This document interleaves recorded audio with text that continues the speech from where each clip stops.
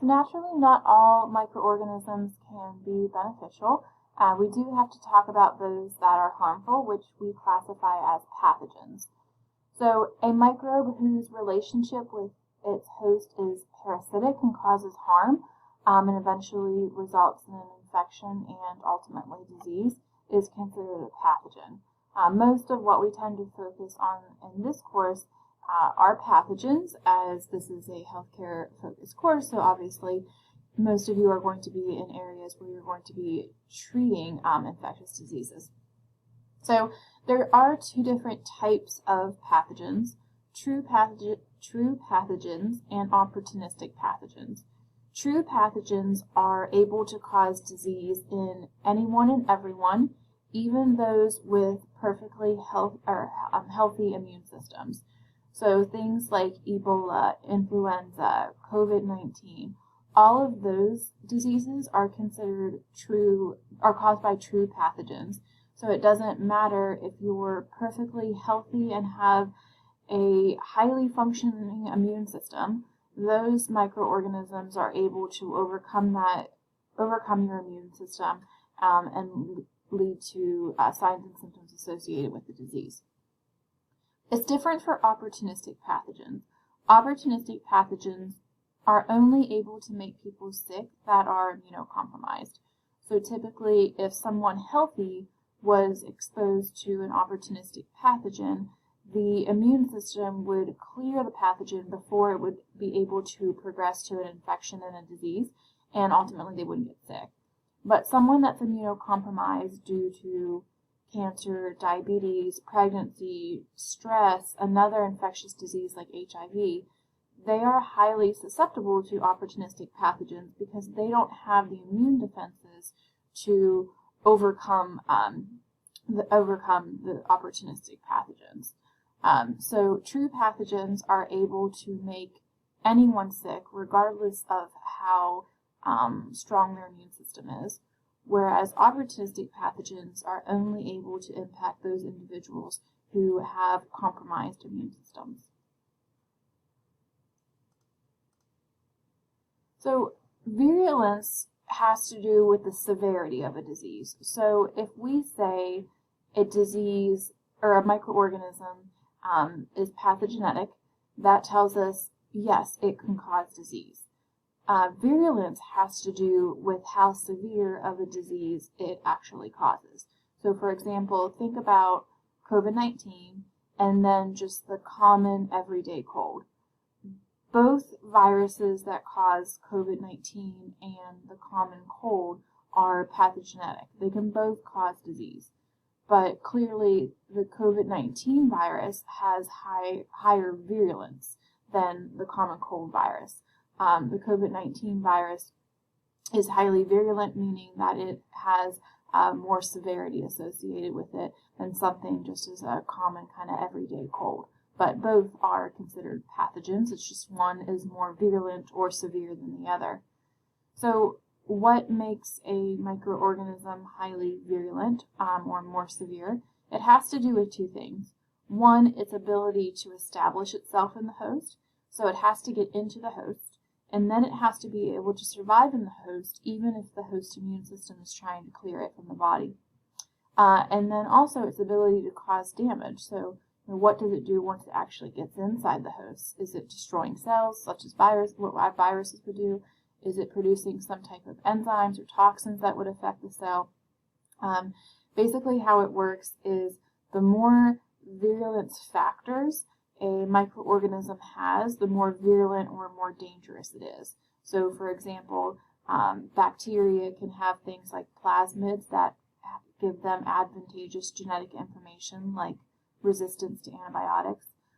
Some bacteria have flagella that allow them to swim away from our immune cells. Some bacteria have pili that allow them to communicate with other bacterial cells to inherit different traits.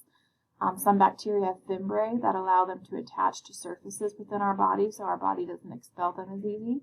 And then some bacteria produce things like toxins that can cause vomiting, diarrhea, muscle spasms, muscular paralysis, drop in blood pressure, all different types of things. So obviously, the more virulence factors a microorganism has, the easier it is to survive in our bodies, even if our immune system's trying to target. And obviously, it would have more advantageous features that would allow it to cause damage within a host.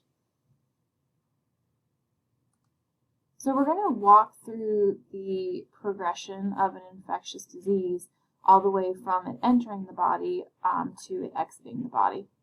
So step one is to discuss portals of entry. A portal of entry is simply just the site where the pathogen enters the body. So for gastrointestinal infections, this may be the mouth. If we're talking like a respiratory infection, it could be somewhere like the nose. You could also, a skin wound can serve as a portal of entry to skin infections or possibly even bloodborne infections. So there's all different ways that a microorganism can get into our body and establish an infection. But again, the site where the pathogen enters the body is called a portal of entry. We do have different types of microbes that has to do with kind of portals of entry.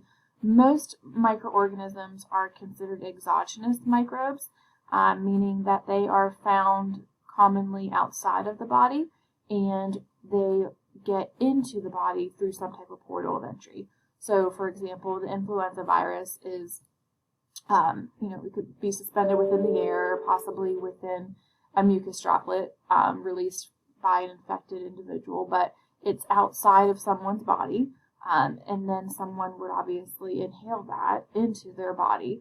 And in that context, that was an exogenous microbe that was outside of the body and has just entered a portal of entry and gained access into a new host. So again, most microorganisms that we're going to talk about, and most microorganisms in general that cause disease, are exogenous. They're outside of the body, and then they get in through some type of portal of entry. Endogenous microbes are microbes that are already in the body and have the ability to cause disease. So the best example of this is Clostridium difficile. We all have Clostridium difficile within the large intestine. We all have it. We have a very small amount of it, and it's kept in control by our normal biota in the large intestine. So as long as our normal biota are present, it keeps the C. diff in check and prevents them from growing out of control. But if we're put into a situation where our normal biota is harmed, maybe from taking a broad spectrum antibiotic, and the normal biota are diminished significantly, C. diff then has the opportunity, as far as space and nutrients, to then grow out of control. So in that situation, a person would get an active C. diff infection. But that is an example of being an endogenous microbe. That C. diff bacteria was already in the body. It was just waiting for the right circumstance to come about where it can cause an active infection. So if the pathogen is outside of the body and works its way in, that's exogenous. It's an exogenous microbe. If it's already in the body and sees an opportunity to cause disease, in that case it would be an endogenous microbe. So we tend to focus more so on exogenous microbes because they are the most common.